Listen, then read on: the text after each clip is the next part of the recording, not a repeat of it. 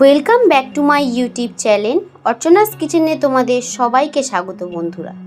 আজকের আমি তালের একটা রেসিপি নিয়ে চলে এসেছি। আজকের আমার রেসিপি হলো পাকন পিঠে, তাল দিয়ে পাকন পিঠে। তো দেখো আমি কিরকমভাবে বানাচ্ছি।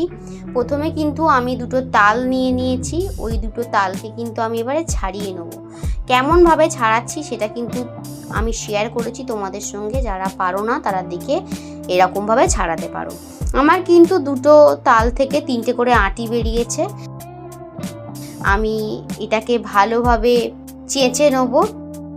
নেওয়ার পর তারপরে একটু কড়াইয়ের মধ্যে বা কোনো প্যানের মধ্যে একটু নেড়ে নেব, জাল দিয়ে নেব। তারপরে আমি জিনিসটা বানাচ্ছি।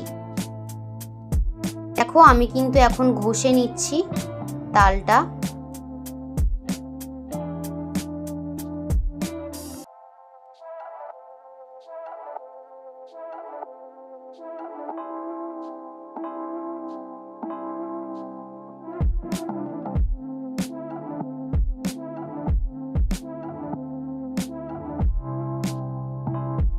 এবারে পিঠে বানানোর জন্য আমি কিন্তু একটা বোলের মধ্যে 2 কাপ ময়দা মানে 250 গ্রাম ময়দা, সুজি দিয়েছি 50 গ্রাম, চিনি দিয়েছি 100 গ্রাম, বাতাসা দিয়েছি 100 গ্রাম।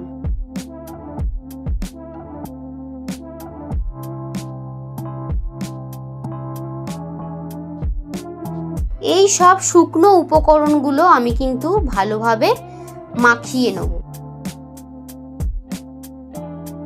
ভালোভাবে মিশিয়ে নিচ্ছি শুকনো উপকরণগুলো।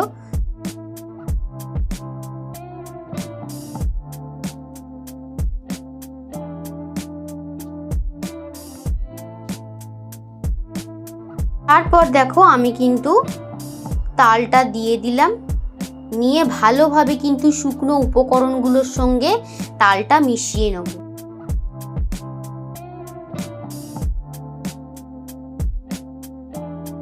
এই যে মেশানো হয়ে গেছে, এবারে কিন্তু আমি এর মধ্যে জল দিয়ে ব্যাটারটা তৈরি করে নেব। দেখো কিরকম ভাবে আমি মেশাচ্ছি।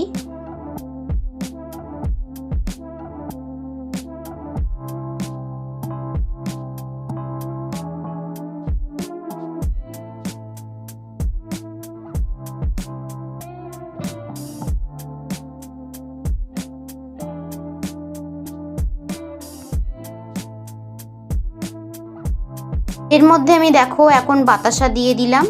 আমরা চিনির জায়গায় বাতাসা ব্যবহার করি, কারোর যদি মনে হয় ঘরে বাতাসা নেই চিনিও দিতে পারো, কোনো অসুবিধা নেই।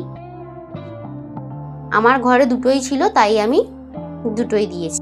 দিয়ে দিলাম মেশানোর পর একটু নারকোল কুড়ো। তারপরে নারকোল কুড়োর সঙ্গে ব্যাটারটা ভালোভাবে মেশাতে হবে। ব্যাটারটা কিন্তু ঠিক এরকম ধরনেরই হবে। আর যখন ভাজা হবে তখন গ্যাসের ফ্লেমটা লো থেকে মিডিয়ামে রেখে ভাজতে হবে। দিয়ে দিলাম একটু এলাচ গুঁড়ো। এবারে ভালোভাবে মিশিয়ে নিচ্ছি। ব্যাটারটা কিন্তু 10 মিনিটের মতন ঢাকা দিয়ে রাখতে হবে, যাতে সুজিটা পুরো নরম হয়ে মিশে যায়। আমি একটা কড়াইয়ের মধ্যে তেল দিয়ে দিয়েছি, সাদা তেল। দেখো ভাজা কিন্তু আমার শুরু হয়ে গেছে। কড়ার মধ্যেখানে আমি কিন্তু ব্যাটারটা দিয়ে দিয়েছি।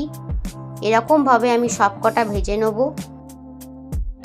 অবশ্যই বলো আমার ভিডিও তোমাদের কেমন লাগে, আর এরকম নতুন নতুন ভিডিও পাওয়ার জন্য, রেসিপি পাওয়ার জন্য আমার পাশে থেকো, লাইক কমেন্ট করো। আজকের মতন এতটাই।